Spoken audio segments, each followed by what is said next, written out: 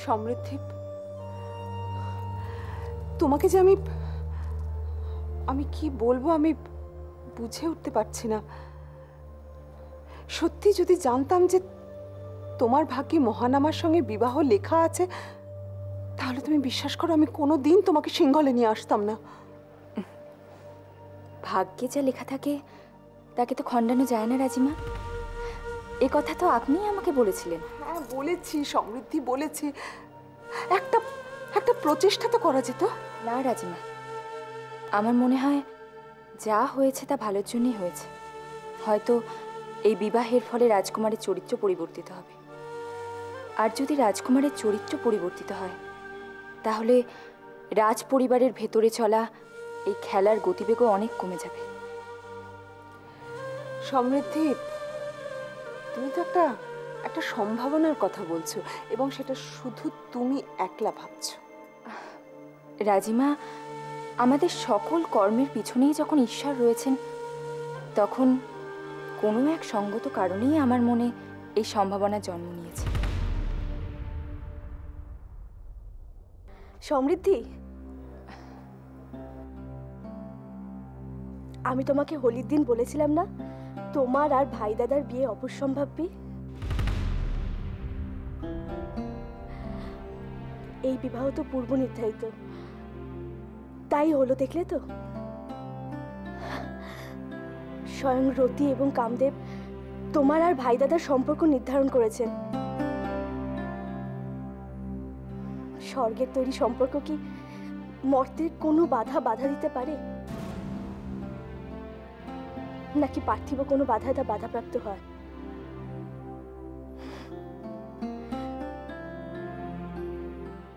জানি না ঈশ্বরের মনে কি আছে। তোমার কথাই যেন সত্যি হয় রুকমণি।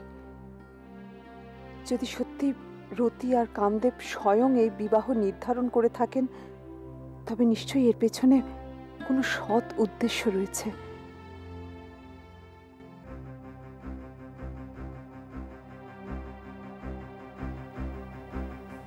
জ্যোতিষবীরের গৃহে কে রাজতরবারি রেখে এলো? আর রেখে যদি এলো, তাহলে সেনাপতি মশাই সে ব্যাপারে আগাম খবর পেলেন কি করে? আর আর তিনি জ্যোতিষবীরকে এভাবে রক্ষা করলেনই বা কেন? না ত্রিজটা, জ্যোতিষবীরের গৃহ থেকে মহানামার জন্মকুণ্ডলী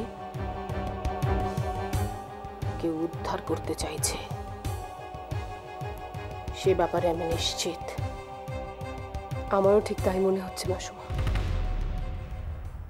কারুর হয়তো মহানামার জন্মকুণ্ডলী প্রয়োজন হয়ে পড়েছে, তাই সে জ্যোতিষবীরের গৃহ থেকে সেটা উদ্ধার করতে চেয়েছে। সে বা তারা যদি এই রাজপ্রাসাদেরই কেউ হয়, তাহলে এখানে কিন্তু ওই জন্মকুণ্ডলী বিচারের ক্ষমতা শুধুমাত্র একজনেরই আছে, আর সে হলো খনা। ঠিক বলছে। তাহলে আর দেরি নয় ত্রিজটা, খনাকে একবার ডেকে পাঠাও, তার সাথে তুমি এ ব্যাপারে কথা বলো। ঠিক আছে মাসুমা, তাহলে খনা আসুক, দেখি তার সাথে কথা বলে যদি কোনো কথা বার করা যায়।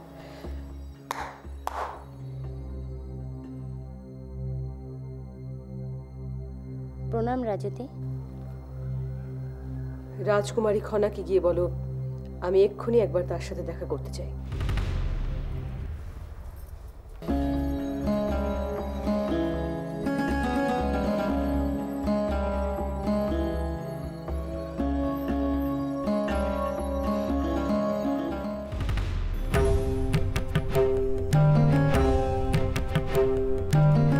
তুমি আমায় ডেকে পাঠিয়েছিলে পিসি?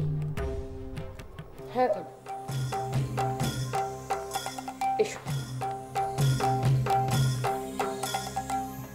খনা, তোমার ভাই কাকার সাথে রাজকুমারী সমৃদ্ধির বিবাহের ব্যাপারে আমরা তোমার মতামতটা জানতে চাই। আমার মতামত? হ্যাঁ খনা, তুমি এত বুদ্ধিমতী, এত জ্ঞানী, এত প্রতিভাময়ী, তুমি নিশ্চয়ই বলতে পারবে এই বিবাহ শুভ না অশুভ। সবকিছু যখন স্থির হয়ে গেছে তখন আমার মতামতের কি প্রয়োজন মাসুমা? তুমি ঠিকই বলেছ খনা, কিন্তু তোমার ভাই কাকার তো কোনো জন্মকুণ্ডলী নেই, তাই জ্যোতিষবিদ মশাই সমৃদ্ধির জন্মকুণ্ডলী গণনা করে দেখতে চাইছিলেন। কিন্তু সেক্ষেত্রে তো তিথি নক্ষত্র জানার প্রয়োজন আছে। আমি তো ঋদ্ধিমণির জন্মের তিথি নক্ষত্র সম্বন্ধে কিছু জানি না পিসি।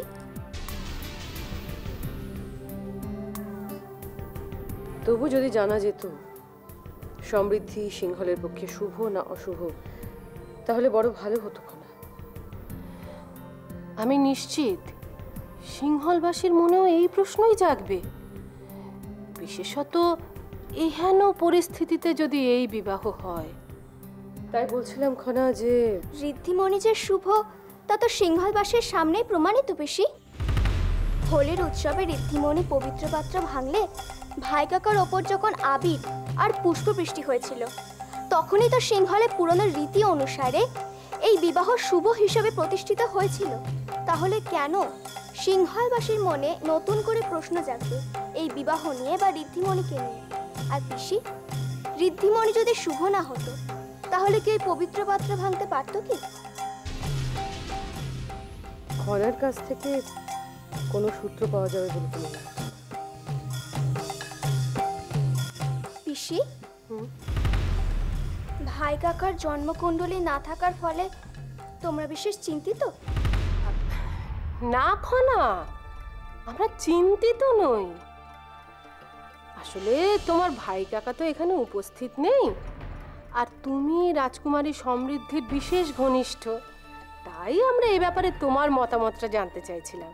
যতই বলো মাসুমা যে তোমরা চিন্তিত নও, আমি কিন্তু নিশ্চিত তোমাদের চিত্তে এই মুহূর্তে সুখ নেই। অন্তত তোমাদের দেখে সেরকমই মনে হচ্ছে। কি ভাবছো খনা? ভাবছিলাম যে আমার সঙ্গে কথা বলে তোমাদের কোনো লাভ হলো কিনা। নিশ্চয়ই হলো খনা, আমরা এখন স্থির নিশ্চিত যে যা হচ্ছে তার ফল শুভই হবে। তাহলে আমি আসি।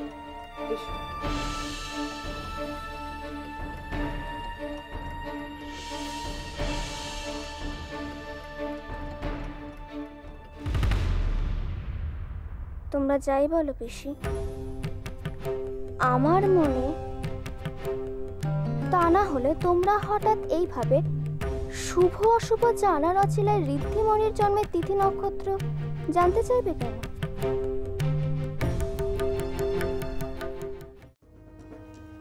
খনাকে এভাবে মিথ্যে কথা বলাটা আমার উচিত হয়নি,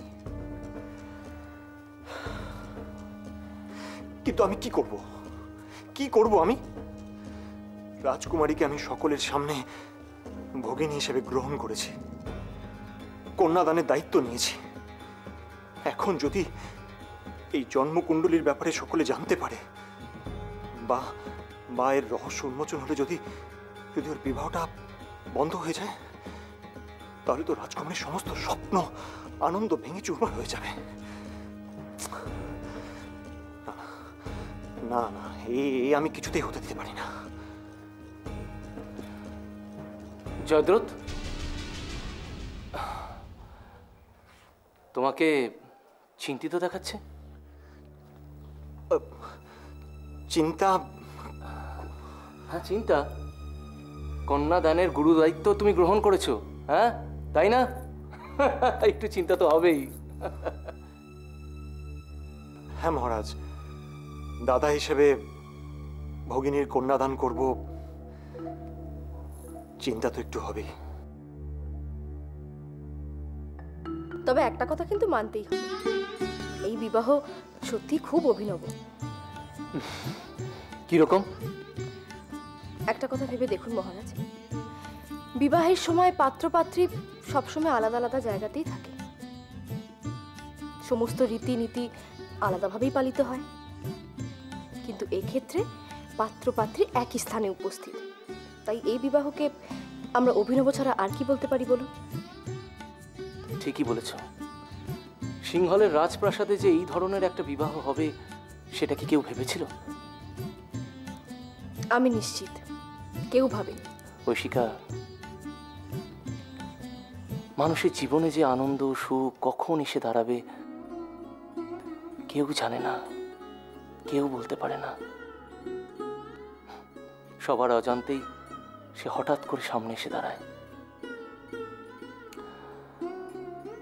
যাক, শোনো শোনো জয়দ্রথ, বলুন মহারাজ। দেখো, সমৃদ্ধির বিবাহের সমস্ত দায়ভার কিন্তু তুমি গ্রহণ করেছো। বিবাহের প্রত্যেকটি খুঁটি নাটি কিন্তু তোমার দায়িত্ব, তোমাকে সেটা দেখাশোনা করতে হবে। আপনি নিশ্চিন্ত থাকুন মহারাজ। হ্যাঁ জয়দ্রথ, আমি জানি তুমি পারবে, আমি নিশ্চিন্ত। কিন্তু আমি তোমাকে একটাই কথা বলতে চাই, সমৃদ্ধি যাতে কোনো সময় তার পরিবারের অভাব অনুভব না করতে পারে। তুমি তাকে ভগিনী হিসাবে গ্রহণ করেছ, তার সমস্ত শখ আহ্লাদ আশা আকাঙ্ক্ষা তোমাকেই পূরণ করতে হবে, তাতে যেন কোনো ত্রুটি না রয়ে যায়। আমি আপনাকে কথা দিচ্ছি মহারাজ যে কোনো ত্রুটি থাকবে না। আর জয়দ্রথ, কার্য তো আমি পাত্রপক্ষে থাকলেও তোমার যদি কখনো কোনো সময় আমার সাহায্যের প্রয়োজন হয় তুমি কিন্তু আমার নির্দ্বিধায় বলো, কেমন? নিশ্চয়ই দিদি। তাছাড়া আমি মীনাক্ষীকেও বলে দিয়েছি ও যেন সব সময় তোমার পাশে থেকে তোমাকে সাহায্য করে। চলো ঐশিকা, আর জয়দ্রথকে বিরক্ত করা উচিত হবে না, ওর এখন অনেক কাজ।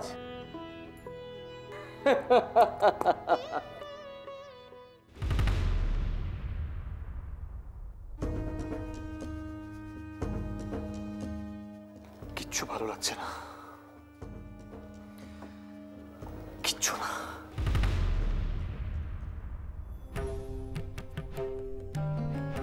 ঋদ্ধিমণির জন্মকুণ্ডলী জ্যোতিষবীর মশাইকে দিয়ে অধ্যয়ন করে লাভ কি?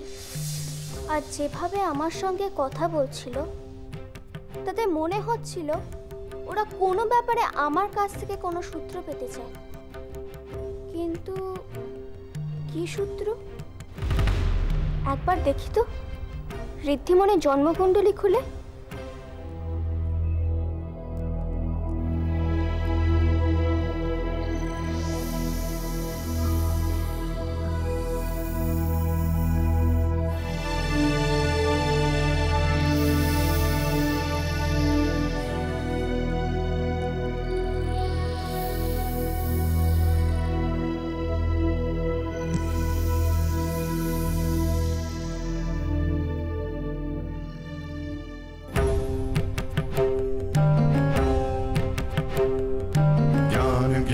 धर्म प्राण काल काल युग महान, ज्ञान ज्ञान धर्म प्राण काल काल युग महान। मनन अंतरिक्ष व्योम जागे दीप्त सर्वभूम, एक शरीर बहुगुणा वसते सर्व मने खना खना खना खना खना।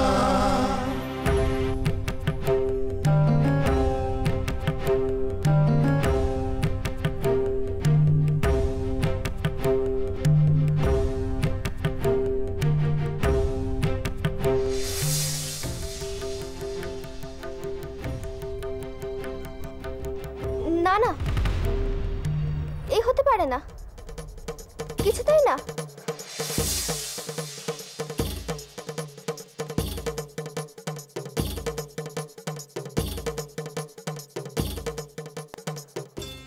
ঋদ্ধিমণির বিবাহযোগ তো নিশ্চিত,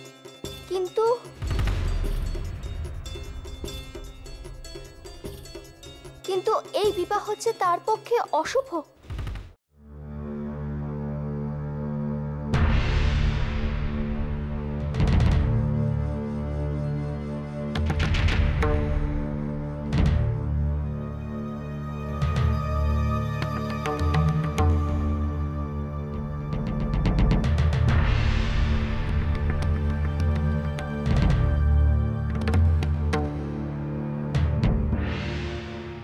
বিবাহ অশুভ? না না, আমার উচিত আর একবার ঋদ্ধিমণির জন্মকুণ্ডলী ভালো করে অধ্যয়ন করা। খনা,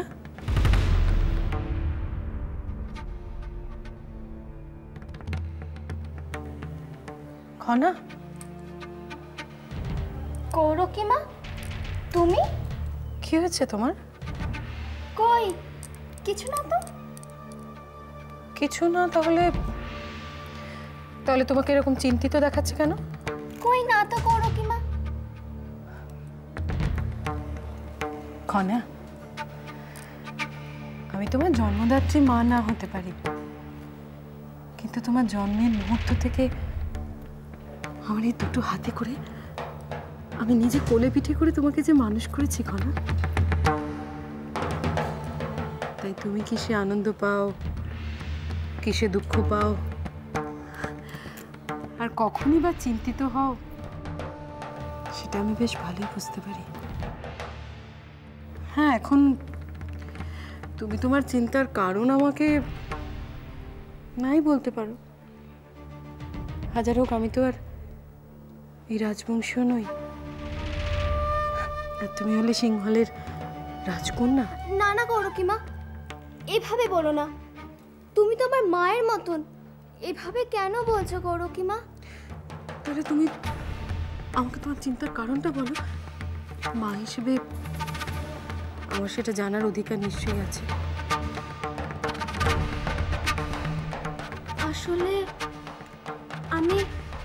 আমি ঋদ্ধিমণির জন্মকুণ্ডলী পরীক্ষা করে দেখলাম, তার কুণ্ডলিতে বিবাহযোগ রয়েছে, কিন্তু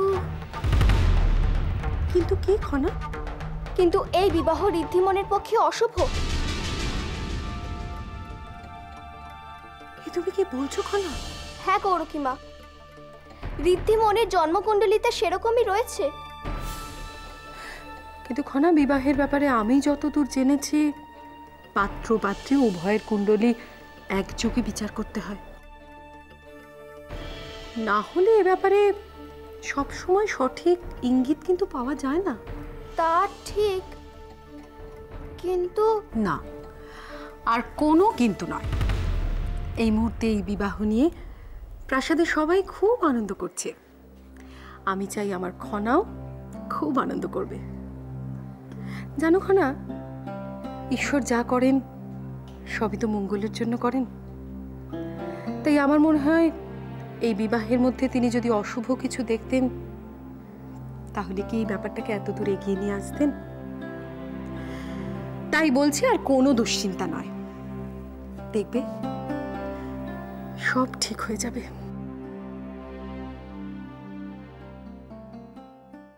তুমি যাই বলো কৌরকিমা, আমি কিন্তু নিশ্চিন্ত হতে পারছি না। কারণ আমি জানি যে ভাই কাকার জন্মকুণ্ডলী রয়েছে, কিন্তু প্রশ্ন হলো সেই জন্মকুণ্ডলী কেন এইভাবে গোপন রাখা হচ্ছে? এই গোপনীয়তার অর্থ কি তাহলে সেই জন্মকুণ্ডলীর কোনো জটিলতা? জয়ম যদি ভাই কাকার জন্মকুণ্ডলী উদ্ধার করতে পারত, তাহলে কত ভালো হতো। সেক্ষেত্রে দুজনের কুণ্ডলী একত্রে মেলালেই পুরো ব্যাপারটা পরিষ্কারই হয়ে যেত।